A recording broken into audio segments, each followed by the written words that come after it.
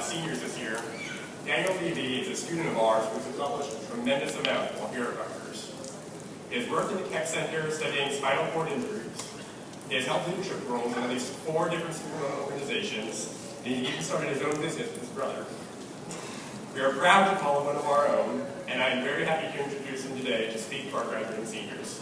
Daniel?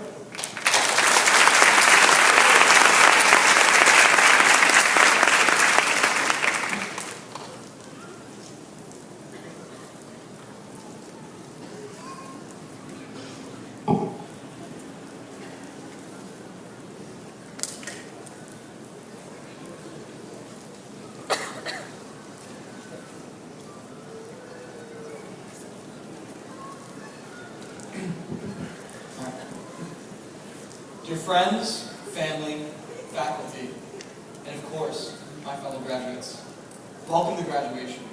We have made it a long way. I'd like to take some time to talk about tradition. After today, we will all be alumni of one of the oldest institutions in America, a university with history extending all the way back to 1766. At its chartering, Rutgers was known as Queens College and consisted of just a few small buildings. Today, Rutgers has 5 campuses, the largest transportation system of any university in the country, hundreds of recitation halls, a few museums, and many libraries and scientific labs. It has grown from a college of less than 100 students to a university of over 40,000.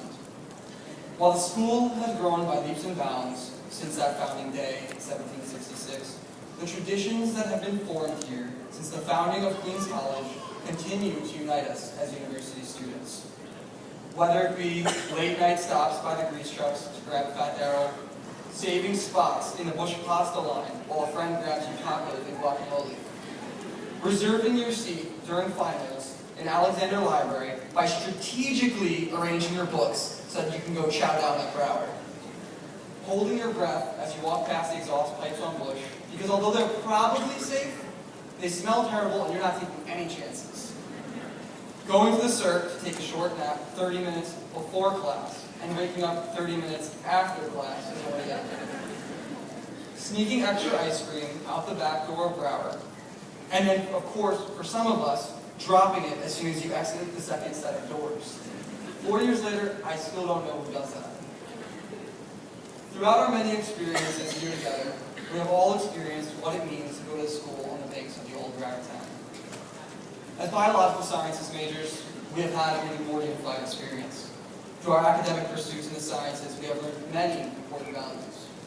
We have learned what it means to be dedicated, spending the majority of our time home with books in the library, an empty classroom, or that secret spot that you never told anybody but your best friends about. We have learned what it means to be committed, spending many of our Saturday nights on hot dates with a research lab or study group, or sometimes, if we're lucky, with a significant other, but of course then we brought our books just in case. We have learned what it means to be challenged, struggling to memorize entire books of chemical structures, reactions, and trends, writing organic chemistry formulas on a giant whiteboard over and over again, hoping that at some point it would stick.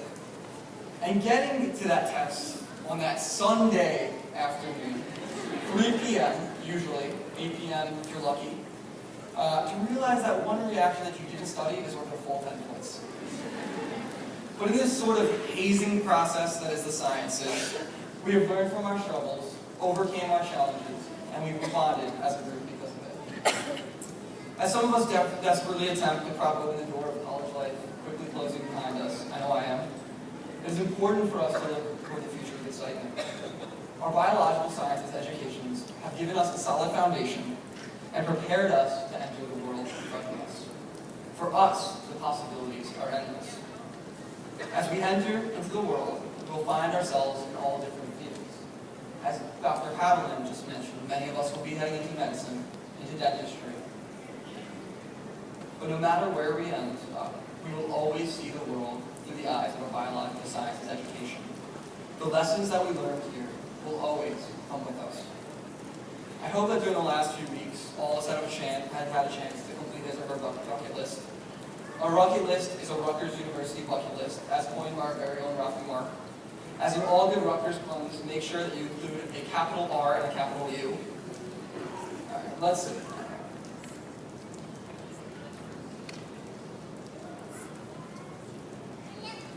Alright, perfect. Bucket list item number 3.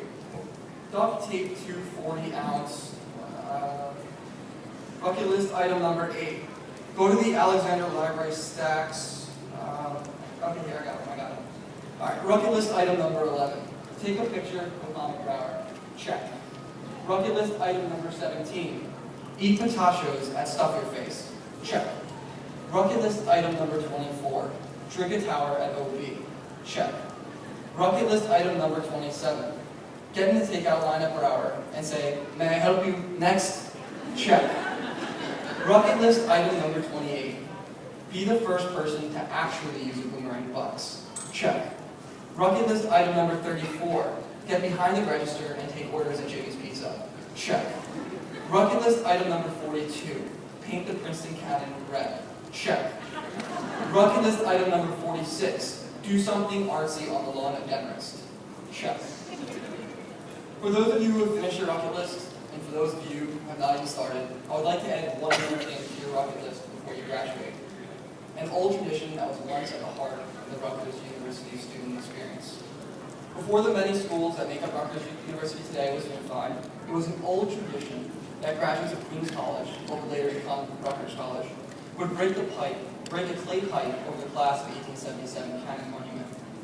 The cannon that you can find today located in front of the old Queens building. That clay pipe symbolized many years of academia, referring to the long evenings of smoking tobacco, the revelry, and the intellectual discussions that would eventually ensue. On the day of graduation, each Rutgers student would shatter a clay pipe over the cannon, representing the breaking of pipe dreams and the acceptance of a new type of responsibility, leaving behind with it the great memories of one's undergraduate years. I ask everyone to look around yourselves. Look at the buildings in which you studied, the walkways on which you walked, the flowers that blossomed just to tell you it was springtime, the friends that you made in the years that you were here. While there will be so many things that we'll miss about our beloved Rutgers, it is now time to graduate, take those wonderful memories with us, and create new ones wherever we will find ourselves. It is now our chance to move past our pipe dreams, accept new responsibilities, and fulfill that historical tradition of breaking that clay pipe. For those of you who will not be able to participate in tradition later today, at what was at once Queens College, I invite you to join me now.